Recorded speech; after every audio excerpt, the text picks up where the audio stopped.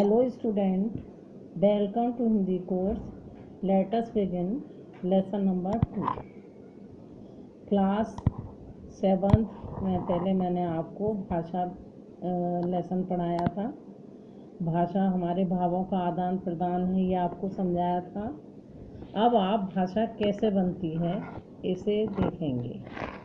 हम जो लेसन का नाम है वर्ण विचार, हम अपने मन के भावों और विचारों को व्यवस्थित वाक्यों के रूप में स्पष्ट करते हैं और वाक्य हमारे किससे बनते हैं? सार्थक शब्दों से बनते हैं, अर्थात शब्द वर्णों को जोड़ने से ही बनते हैं। जब हम, जैसे नीचे एग्जाम्पल देखिए, वह मंदिर जा रहा है, ये एक वाक्य है, लेकिन नीचे देखिए क्या लिखा हुआ है, वह मंदिर जा रहा है। ये सभी वाक्य नहीं हैं, ये सभी शब्द हैं। पूरा सेंटेंस जब होता है वह वाक्य कहलाता है। जब शब्द अलग अलग लिखे जाते हैं तो वे शब्द कहलाते हैं।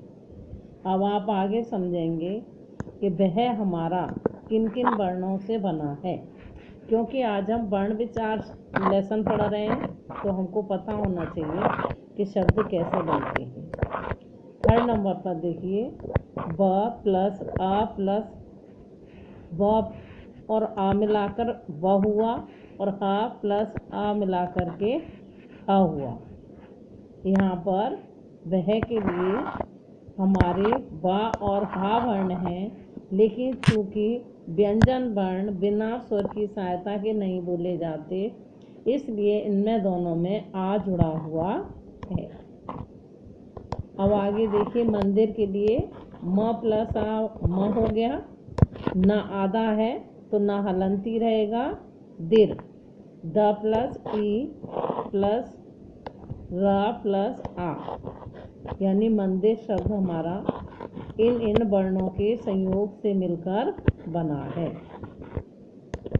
जा लिखना है हमें, तो जा व्यंजन वर्ण में जब आ स्वर मिल जाएगा तब जा हमारा कंप्लीट होगा।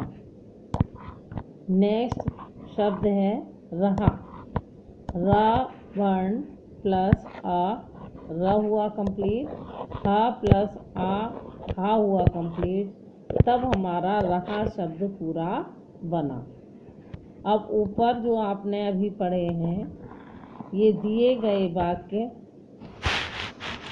शब्दों से मिलकर बने हैं। यानी ऊपर हमारा जो वाक्य है कि वह मंदिर जा रहा है, यह वाक्य शब्दों से बना है। वह शब्द लगाया हमने, मंदिर शब्द लगाया, जा लगाया और रहा और है। अतः यह स्पष्ट है कि भाषा वाक्यों से, वाक्य शब्दों से और शब्द वर्णों से मिलकर बनते हैं। वर्ण भाषा की सबसे छोटी इकाई होती है, क्योंकि वर्णों के टुकड़े नहीं किए जा सकते। वर्णों को हम अक्षर भी कहते हैं। अब आप वर्ण की परिभाषा देखिए। भाषा की सबसे छोटी इकाई वर्ण है, जिसके टुकड़े नहीं किए जा सकते। अब आपने बच्चों सबने समझा कि वर्ण किसे कहते हैं। नीचे आप देखेंगे वर्णमाला। बच्चों, वर्णों के मेल से शब्द बनते हैं और शब्दों के मेल से वाक्य बनते हैं। यह पूर्ण वाक्य में हम अपने विचारों को दूसरों के सामने प्रकट करते हैं। हम जो भी भाषा लिखते हैं या बोलते हैं, वह वर्णों के मेल से ही लिखी जाती है और बोली जाती है। हिंदी भाषा के वर्णों के समूह को हम वर्णमाला कहते हैं। वर्णों का क्रमबद्ध समूह वर्णमाला कहलाता है। हिंदी में कुल 48 वर्ण होते हैं। वर्णमाला में हम स्वर और व्यंजन 2 भागों में वर्णमाला को विभक्त करते हैं। हिंदी में केवल 11 स्वर होते हैं अ आ इ ई उ ऊ री ए ऐ ओ औ। इसके अतिरिक्त अंग और आह, इन्हें वैसे अयोग वाक्य कहा जाता है। अंग को अनुस्वार कहेंगे और अंग्य को विसर्ग कहेंगे, जैसा कि यहाँ ब्रैकेट में समझाया गया है। आप इस बात को लेकर कंफ्यूज मत होइए। अब व्यंजन बच्चों, अब हम व्यंजन देखेंगे। व्यंजनों की क्या 33 होती है। इसमें 5 वर्ग हैं: कवर्ग, चवर्ग, टवर्ग, तवर्ग और पवर्ग। इसके अतिरिक्त अंतस्थ व्यंजन और ऊष्म व्यंजन भी हैं। पूरी जो आपकी टेबल बनी हुई है, इसमें शुरू के 5 स्पर्श व्यंजन हैं, फिर अंतस्थ व्यंजन है, उसके बाद ऊष्म व्यंजन हैं। कवर्ग में 4 वर्ण आते हैं: क, ख, ग, घ, अंगा। चवर्ग में 5 व्यंजन वर्ण हैं: च, छ, ज, झ, य।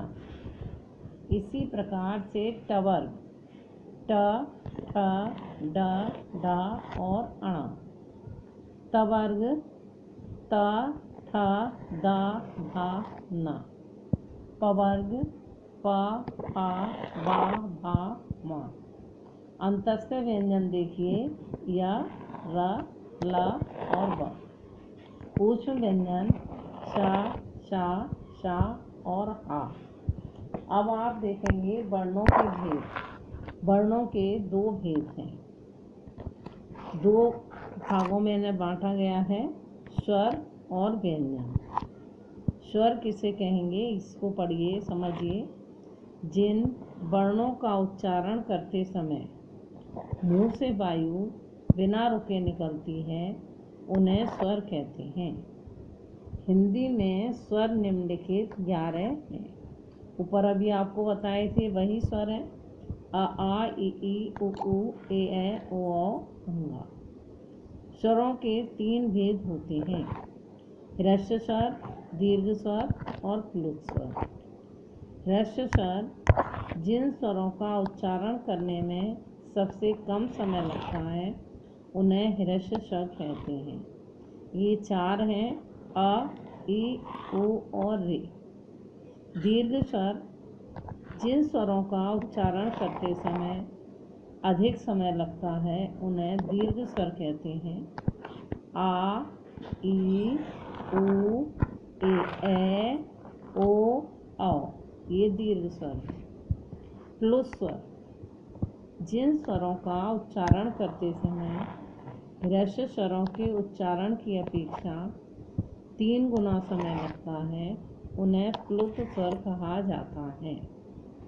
प्लुत स्वर लिखते समय स्वर के आगे 3 का अंक लिख दिया जाता है, जैसे ओम।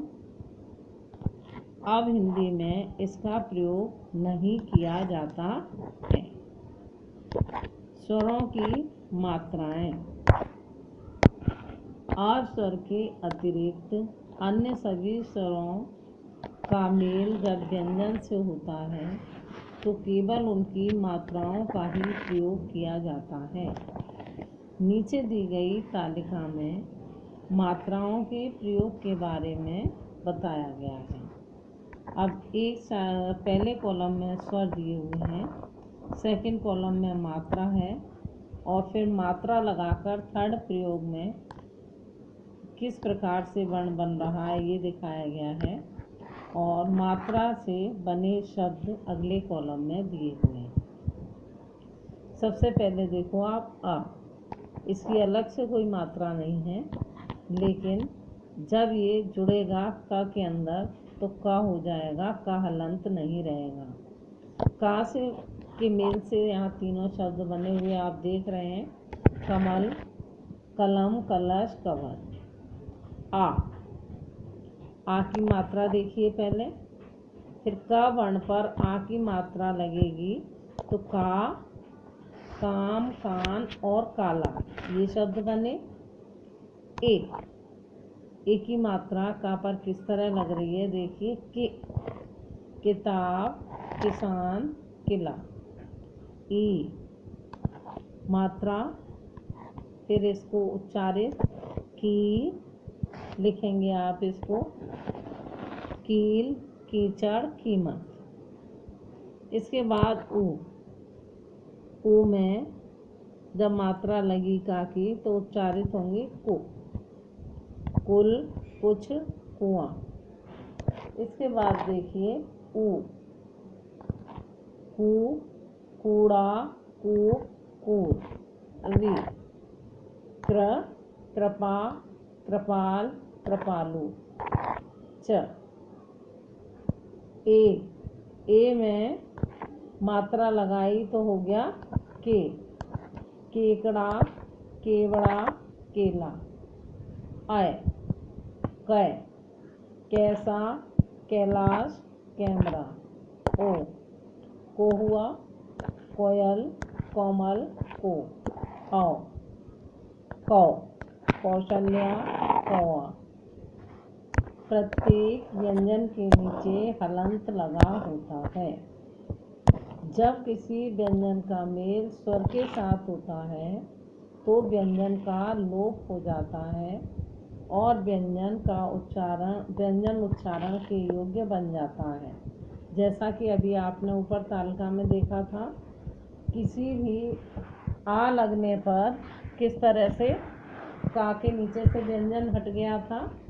अब आप देखेंगे अनुनासिक किसे कहते हैं। जिस वर्ण का उच्चारण करते समय हवा मुंह और नासिका से निकलती है, मुंह और नासिका, उस वर्ण के ऊपर चंद्र बिंदु लगा दिया जाता है और इसे हम कहते हैं अनुनासिक। 5 आँख, चांद, पूंछ, मूंछ, दांत। अब आगे आप समझेंगे कि जब किसी वर्ण के शिरोरेखा के ऊपर मात्रा आ जाती है तो उसमें चंद्र बिंदु के स्थान पर बिंदु का प्रयोग किया जाता है। इसे हम क्या कहते हैं, अनुस्वार कहते हैं। जब हम किसी भी वर्ण का उच्चारण करते समय नाक से हवा निकालते हैं तो उस वर्ण के ऊपर बिंदु अंकित किया जाता है, जैसे अंक, हंस, गंगा, वंश, रंग, अंत आदि। अब आप आगे समझेंगे विसर्ग क्या है। विसर्ग देखिए, जिस ध्वनि चिन्ह का उच्चारण हा के समान होता है उसे विसर्ग कहा जाता है। इसका प्रयोग शब्द के अंत में किया जाता है। इन्हें अयोगवाह भी कहा जाता है। इसका उच्चारण स्वरों और व्यंजनों से भिन्न होता है, जैसे अतः, प्रायः, पुनः आदि।